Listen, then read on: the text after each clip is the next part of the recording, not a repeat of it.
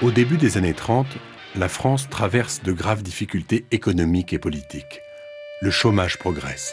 Le gouvernement radical, noyé dans les scandales financiers, n'a pas de vraie majorité à la Chambre. Les ligues d'extrême droite anti-parlementaires profitent de cette situation de crise. Le 6 février, elles descendent par milliers dans la rue et manifestent devant la Chambre des députés.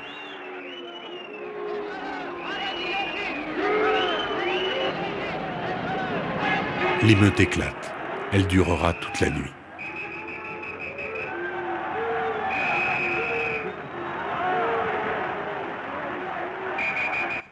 Au petit matin, on compte 17 morts et 2300 blessés.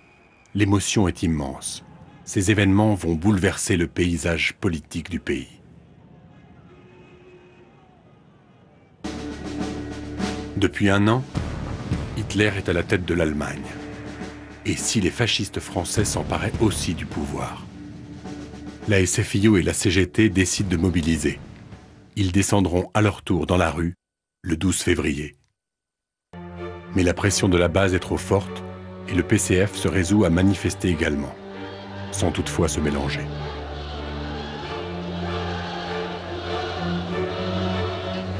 Deux cortèges distincts s'ébranlent donc du 12e arrondissement.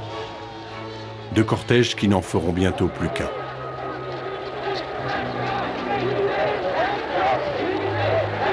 Arrivé place de la Nation, la volonté unitaire et l'élan populaire sont formidables.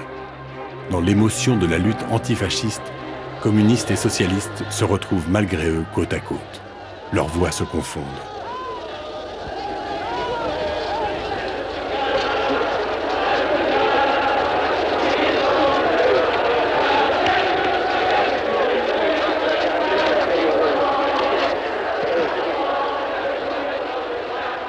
Léon Blum prend la parole. Citoyens, la preuve est faite.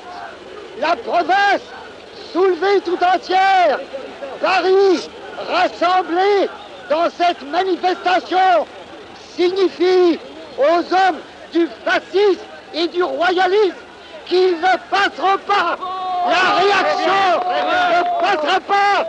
Vive la République des travailleurs! Vive la liberté! Vive l'unité prolétarienne sans laquelle aucune victoire n'est possible! Vive le peuple ouvrier de Paris!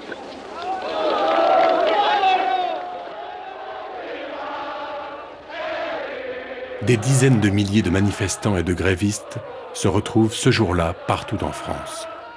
Le peuple de gauche est réuni, une belle promesse d'avenir.